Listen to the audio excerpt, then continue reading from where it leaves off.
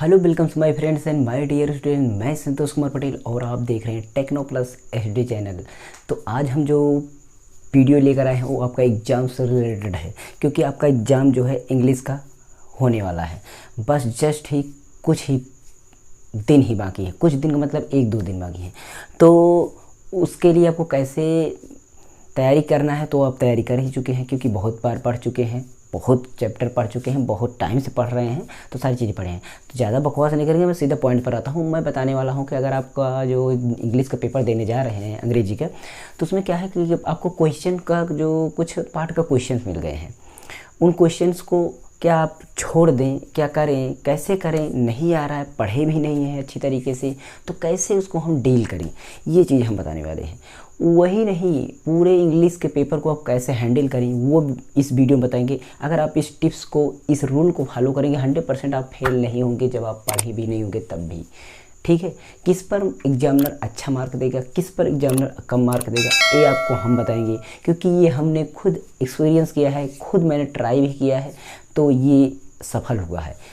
सफल मतलब बच्चों पर आजमाया गया तब भी सफल हुआ है। तो खुद आपको देखेंगे पता चल जाएगा, आप खुद करेंगे तो पता चल जाएगा। अगर आप पढ़े नहीं है, पढ़े हैं तो अच्छी बात है, कोई बेट नहीं करें। देखिए इसमें मैंने पॉइंट्स को क्या लिया है। पॉइंट्स आपके सामने है कि इंग्लिश पेपर क्रैक करने की ट्रिक है। अगर पेपर का प्रश्न जो है ना आए तो, मतलब पेपर का प्रश्न का जो उत्तर है वो अगर आपको नहीं आ रहा है कि हम उत्तर, ये प्रश्न आ गया है, कोई आपका प्रोज से रिलेटेड, पोएट्री से रिलेटेड, या आपका जो भी है ड्रामा नाटक, जो कुछ भी पोएट्री वगैरह जो भी है, उसमें से अगर आपको नहीं आ रहा है, क्वेश्चन का उत्तर नहीं आ रहा है, क्वेश्चन का आंसर आप नहीं दे पा रहे हैं, तो क्या करेंगे, तो आप छोड़ देंगे चाहिए, मतलब छोड़ देंगे यानी छोड़ देना चाहिए। क्या छोड़ देना चाहिए आप बताइए। क्वेश्चन का आंसर नहीं आ रहा है तो आप छोड़ देंगे, क्या ये आपके लिए सही रहेगा? आप छोड़ देंगे तो एग्जामिनर क्या आपको नंबर देगा? छोड़ देंगे तो नंबर देगा? बताइए, नहीं देगा ना। तो आपको छोड़ना नहीं है, ये गलत काम है, इसको तो अपनाना ही नहीं है, इसको मत अपनाइएगा। क्योंकि छोड़ देंगे तो क्या नंबर देगा यार, नहीं देगा वो। तो छोड़ना नहीं है, पहला पॉइंट याद रखना। दूसरा पॉइंट है कि पेपर के शब्द का प्रयोग करके बनाएं। मतलब आप प्रश्न कुछ दिया गया है और उन्हीं के शब्दों को घुमा फिरा कर, जो पेपर है, जिसे कहते हैं ना, बच्चों को तरफ बोलते हैं, अरे यार तुमने तो पेपर ही उतार दिया, उसका आंसर है पेपर ही पूरा उतार के चले जाए। तो पेपर को उतारना, पेपर को लिखना, मतलब पेपर का ही वो शब्दों का घुमा फिरा कर उन्हीं के शब्दों का इस्तेमाल करके हम उसका उत्तर दे दें, उसका आंसर दे दें। तो क्या ऐसा करना से एग्जामिनर क्या पागल है, वो समझ नहीं पाएगा कि क्या लिखा गया है? वो भी तो कुछ पढ़ा लिखा है, तभी तो एग्जामिनर तैयार हुआ है। तो एग्जामिनर आपको समझ जाएगा कि ये बच्चा कहाँ से लिखा है, उस पेपर से लिखा है, कहाँ से मैटर उठाया हुआ है। तो अगर आप पेपर के शब्दों का यूज करके क्वेश्चन के आंसर को तैयार करेंगे ना, तो आप डिफीट खा जाएंगे और आप वहीं पर बहुत बड़ी गलती कर जाएंगे कि पेपर के प्रश्नों का उत्तर बनाएंगे तो 100% गलत माना जाएगा, बहुत ही बड़ी गलती होगी। तो इसको भी आप गलत समझ लीजिए, ये भी काम नहीं करना है, याद रखना, ये भी काम नहीं करना। तीसरा पॉइंट है अपने शब्दों में कुछ शब्दों का प्रयोग करके उत्तर बनाएं, कुछ शब्दों का प्रयोग करके उत्तर बनाएं। ठीक है, आप बताया जा रहा है अपने शब्दों में कुछ, मतलब उस प्रश्न को आप पढ़ लिए और प्रश्न का मतलब ही नहीं जान रहे हैं, प्रश्न का मतलब आपको नहीं पता है। अब आप उत्तर बना रहे हैं, अपने मन से बना, पूछा गया है, मान लीजिए कि एजी गार्डनर के आप ट्रैवलर कैसे कर रहे थे, तो आप एजी गार्डनर को नहीं जानते कि ट्रैवलर कैसे कर रहे थे। लेंचो किसान था, उसके कैरेक्टर, उसके चरित्र चित्रण कीजिए, तो आपके लेंचो के चरित्र चित्रण को नहीं जान रहे हैं कि कैसे लेंचो था, कौन था, क्या करता था। बस आप लेंचो की जगह कुछ दूसरा ही बता रहे हैं, मतलब अपनी भाषा को तो व्यक्त कर रहे हैं, अपनी भाषा को तो व्यक्त कर रहे हैं, लेकिन आप उस प्रश्न का उत्तर नहीं दे रहे हैं। तो क्या होगा आप खुद बताइए। प्रश्न पूछा गया है कुछ, उत्तर दे रहे हैं कुछ, तो क्या इसका आंसर आपको मार्क मिलेगा? तो आप एक बार सोचिए, मिलेगा? हाँ मिलेगा। इस बार देखिए कैसे मिलेगा, मैं बताता हूँ कि आपको उस प्रश्न का उत्तर नहीं आ रहा है, जो पार्टिकुलर क्वेश्चन आपका पूछा गया है उस क्वेश्चन का आंसर आपको नहीं आ रहा है, पता ही नहीं चल रहा है कि कौन सा क्वेश्चन है, लेकिन आप एक क्वेश्चन का आंसर दे रहे हैं जो कि बहुत अच्छे तरीके से दे रहे हैं, मतलब उसका जो आंसर है ना, बहुत अच्छा आंसर आपने दे दिया है, लिखे हैं वो कुछ भी है, इससे नहीं मतलब है, कुछ भी है, आपने उसका आंसर दे दिया है। तो क्या होगा, जैसे ही आपका ये 7 नंबर का आंसर है, कितने अंक का? 7 अंक का आंसर है, तो आपको उसमें 2 अंक के आसपास वो एग्जामिनर दे देगा। क्यों दे देगा कि उस आपने कोई दूसरा आंसर लिख दिया है और बहुत अच्छी तरीके से लिखा है। आपके जो ग्रामेटिकली यूज होता है उसको देख करके, आपकी राइटिंग को देख कर, आपके उस मेहनत को देख करके वो 2 अंक 3 अंक के करीब दे सकता है। ये याद रखना, वो आपको 0 मार्क नहीं देगा जो इन दोनों में देगा, 0 मार्क नहीं देगा। याद रखना, ये पॉइंट आपको वर्क करेगा। लेकिन इसको कब यूज करेंगे, जब आपका जो मेन पर्पज़ है वो ना हो तब। मेन पर्पज़ मैं बताता हूँ क्या होता है, वो भी देख लेना ना। देखिए इसको कैसे करते हैं। इसमें देखिए आपका, मैंने बोला 7 नंबर का 2-3 नंबर आपका कम से कम 2 या 3 नंबर दे सकता है, वो 3 नंबर दे सकता है। ठीक है, तो ये 2-3 नंबर पाएंगे, क्या पाएंगे? हाँ पाएंगे यार, लिख देंगे तो। लेकिन ये गलती मत करना, क्योंकि इतना नंबर नहीं, हमें तो इतना नंबर लेना है।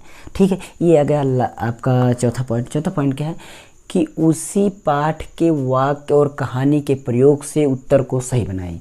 मतलब कोई आंसर पूछा गया है कि सुकरात कैसे आदमी थे, तो आप सुकरात से रिलेटेड कुछ और लिख सकते हैं उसी पाठ से, तो आपको कहानी बराबर पता है। और क्वेश्चन में जो पूछा गया खास उसका उत्तर आप नहीं दे रहे हैं, तो क्या करेंगे आप, कुछ शब्दों का, कुछ कहानी का कुछ पार्ट यूज कर, कुछ सेंटेंस को यूज करके उसी पार्ट के कहानी को ढाल करके अपने शब्दों में बना करके और लिखेंगे, तो इसमें आपको ना इससे अधिक नंबर मिलेगा। इससे अधिक इसमें नंबर मिलेगा। इसमें अगर 2 अंक दिया है तो इसमें 4 अंक देगा। वो 7 नंबर की जगह वो 4 अंक से लेकर के 5 अंक तक दे सकता है।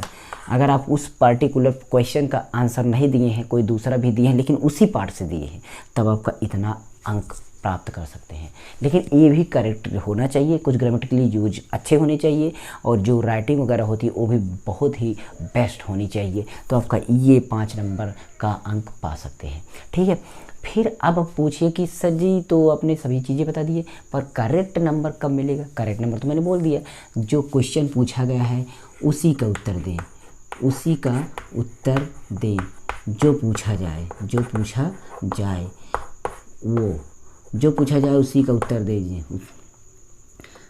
दें। तो क्या होगा, उसमें आपको 7 नंबर मिलेगा? नहीं मिलेगा यार, ऐसे कैसे मिलेगा? जो पूछा गया है उसी का उत्तर दो। लेकिन ये नहीं कि उत्तर पूछा गया है आपका 10 शब्दों में, आप दे रहे हैं 50 शब्दों में। ये नियम मत लगाइएगा। जितने शब्दों में पूछा जाए उतने ही शब्दों का यूज करें। उसके साथ साथ आप उन शब्दों का, उस टेंस के रूल को, उस अच्छी सेंटेंस को सेटअप बढ़िया करिए कि जो एक इंग्लिश में यूज करना चाहिए, जिससे कि जो एग्जामिनर हो कम से कम उसका कुछ भाव तो निकाल सके, ये भी यूज करना है। साथ ही साथ आप कुछ राइटिंग का यूज करिएगा जो एग्जामिनर हो पढ़ सके। ये नहीं कि आपने अच्छा आंसर लिख दिया लेकिन वो एग्जामिनर पढ़ ही नहीं पा रहा है क्या लिखा है, तब भी आपको नहीं मिलेगा। 3 चीज़ों का ध्यान रखिएगा। क्या आपका राइटिंग ध्यान देना है, ठीक है, राइटिंग ध्यान देना है। उसके बाद आपको क्या ध्यान देना है, ग्रामेटिकल यूज, ठीक है, ग्रामेटिकल यूज ये भी हो गया। उसके बाद आपका क्या हो गया,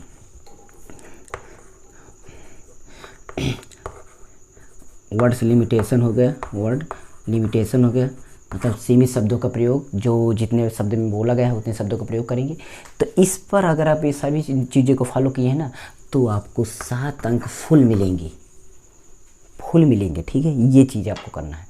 तो कैसे हम उत्तर देंगे? एक प्रश्न का उत्तर देने के लिए इन नियमों का पालन कर सकते हैं। अगर आपको नहीं आ रहा है तो नहीं आ रहा है, कुछ भी नहीं आ रहा है, तो मैंने बोला इसको आप फॉलो करिए तो आ जाएगा आपको। इन दोनों को मत फॉलो करिएगा, आपको नंबर कट जाएगा। तो इसमें से और फॉलो करेंगे तो आपको कम। तो ये था एक पार्टिकुलर प्रश्न का उत्तर। अब इसकी जगह यार कुछ आ सकता है, अदर चीज़ आ सकता है।